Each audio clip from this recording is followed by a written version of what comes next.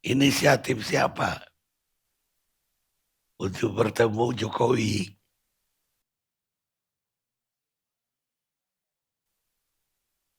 Ada mic sebelahnya. Terima kasih Pak Karni, pertama saya diundang ke sini, 25 tahun yang lalu saya ketemu Pak Karni dalam perkara pembakaran eh, PLTU Mauk. Nah, saya sampaikan Pak Karni, klien saya 6 orang itu bebas prisprak. Sekarang 25 tahun yang lalu itu 2001, ya,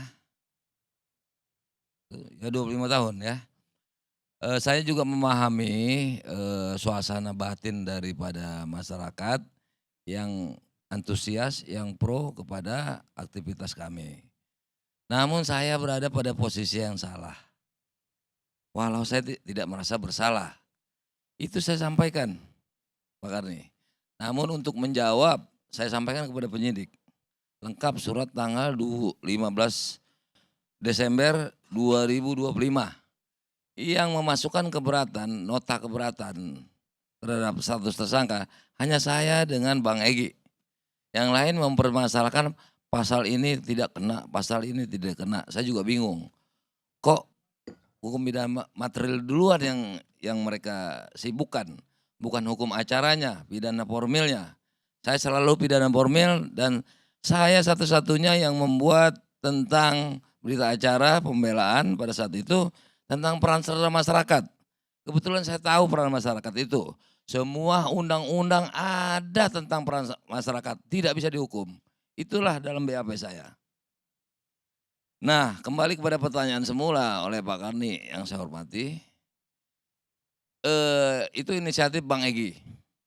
Bang Egy manggil saya, ini secara pribadi, karena dia merasa dekat sama saya, sementara sama yang lain itu dia merasa seperti dihujat karena nggak datang hadir pada 15 April dan 16 April di Jogja dan Solo, gitu aja ya. 15 Jogja itu UGM, Solo itu 16 April. Kebetulan yang masuk saya bertiga, saya dengan Kurnia, dengan Rizal Padilah. Bahkan saat itu saya sudah diiming-iming uang Oleh oleh seseorang dengan intimidasi bahwa ada geng preman sudah sampai keluar tol, saya masih di penginapan arah ke sana. Akan ke sana. Saya bilang tetap. Dan saya lupa, saya pakai baju tetap menghadap Pak Jokowi adalah gugat Jokowi ijazah palsu, cuma saya sendiri yang pakai. Padahal ingatan saya pun tidak pakai. Alasannya lupa. Oke. Nah, Bang Egy itu berasa dihujat. Itu booming berita padahal 15 April itu Bang Egy itu dipanggil oleh Mabes Polri bertepatan. Itu rame lah ya, kok pada saatnya gitu. Tapi kenyataannya saya menceritakan bukan alasan pemanggilan tapi peristiwa hukum yang terjadi.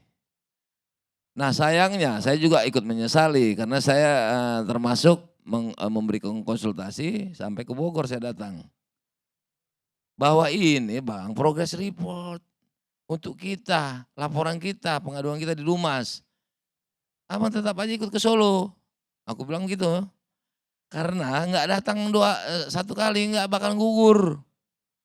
Kecuali 3, 4 kali. Ah ini bisa saja hak subjektif polisi nggak serius. Ini pertama kali. Dael, abang takut ditangkap Dael. Itu alasan dia. Nah, saya nggak tahu kemana. Kami juga baru jam 2 besoknya. Hari 16 baru dia ngubungi saya siang. Cuma saya nggak tahu posisi di mana karena anaknya pun nanya-nanya saya. Ini anaknya, Bang, ini gini, ya kan? Aku bilang, lah itu ke Mabes, aku bilang kan. Oh mungkin ini besok nih. Ini saya pengamatan saya aja, rasa-rasa, intuisi. Paling besok nih kalau aman dia pulang. Ini dalam tanda kutip saya dia ditahan tapi tidak ditahan beneran. Makan-makan enak lah pokoknya. Itu feeling saya. Yang lain kan langsung keluar ditahan. Ya kan? Saya nggak ada ngomong gitu.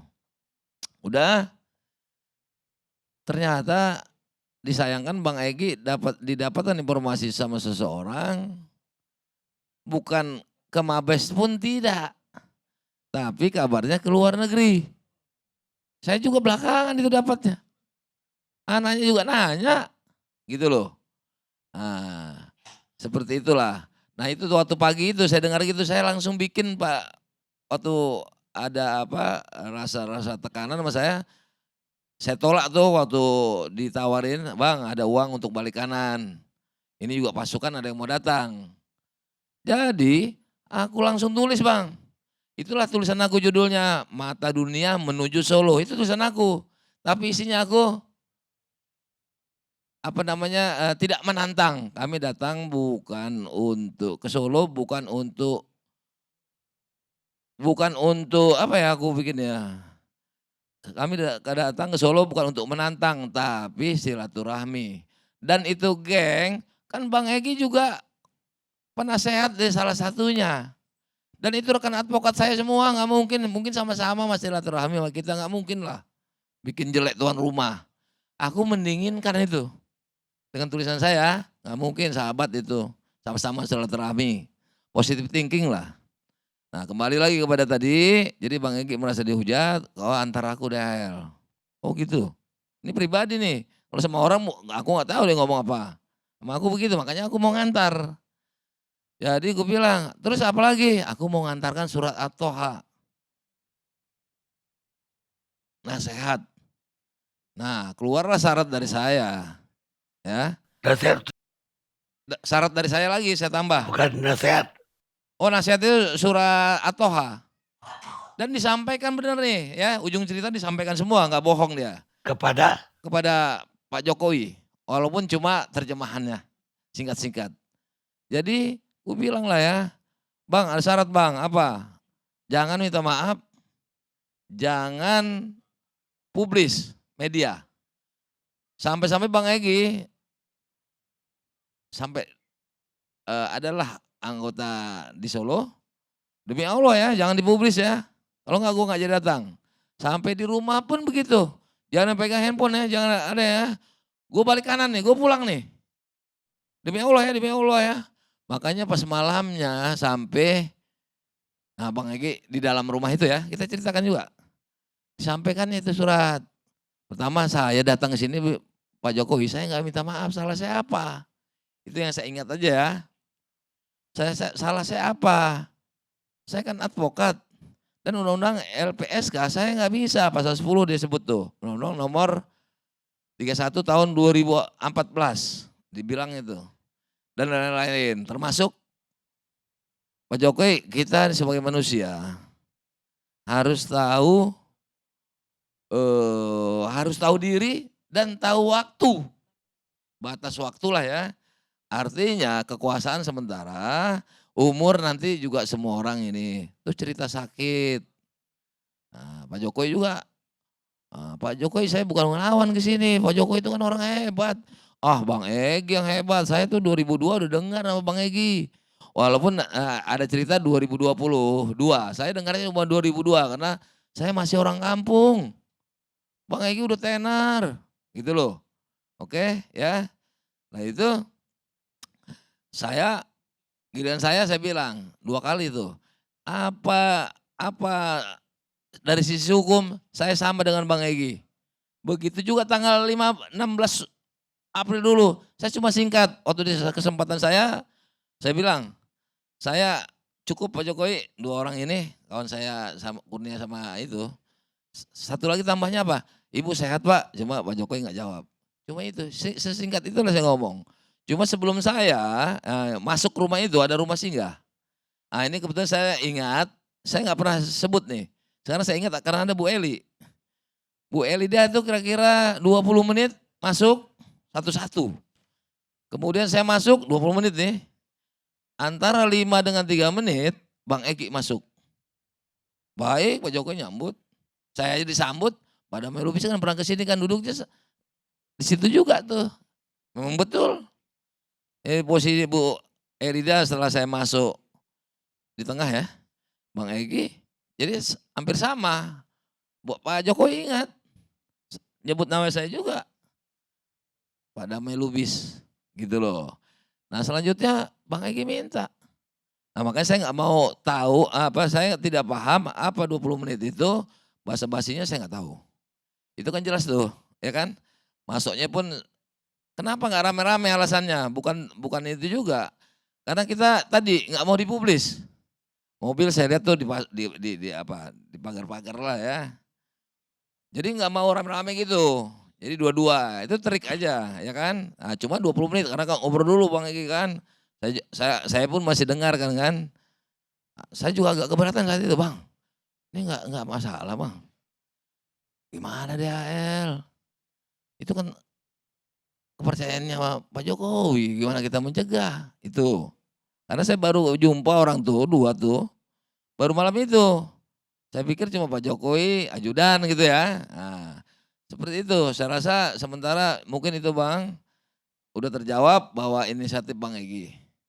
Karena dihujat sama kawan-kawan, ternyata kan kita lihat tuh, terakhir pulang dia dari sana, berapa hari, terus kan diberhentikan kan, ada 6 orang.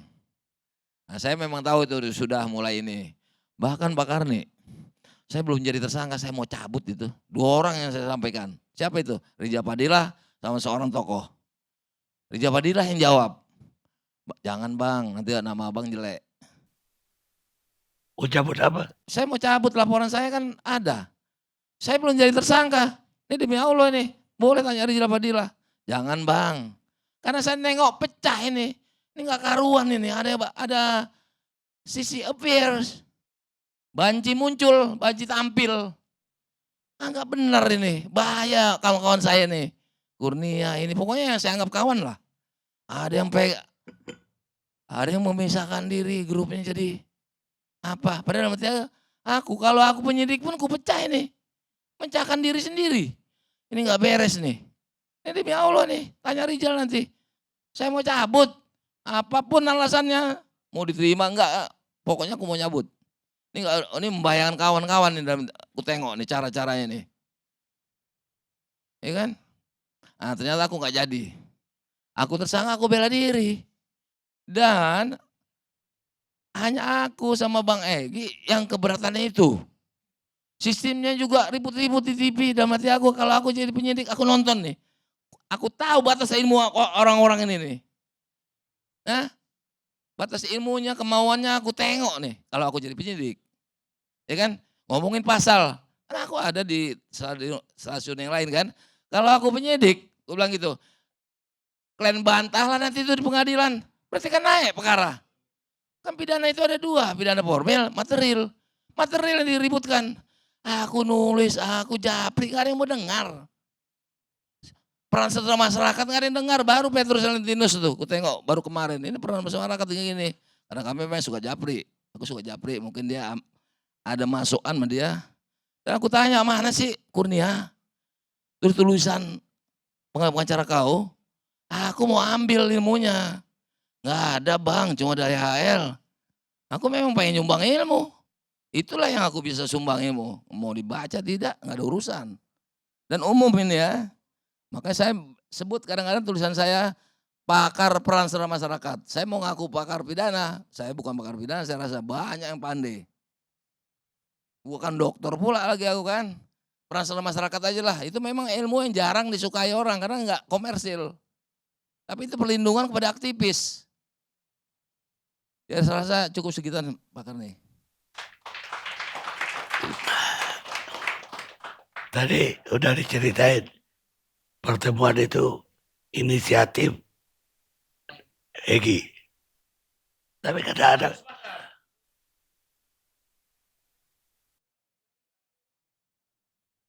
dan itu aku sepakat. Jadi secara organisasi ketika ada usulan dari 1 orang pun, 20 orang pun setuju, itu udah kesepakatan. Jadi aku setuju.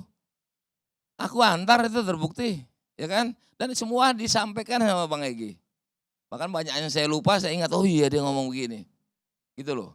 Bahkan tanya nunjuk, nah gini, di hotel sampai, Bang, gila lo Bang, tangan lo begini-begini Bang, ngomong. Tapi gue maklum Bang, lo suka briefing, lo HMI kelotokan, gue bilang gitu. Gue aja cuma orasi modalnya, tangan gue juga begitu kalau ngomong. Karena biasa kan di YouTube atau apa, Ini dia lupa nih kan. Iya saya nggak tahu tuh DHL. Itu dari Allah itu kekuatan tuh. Ya kan?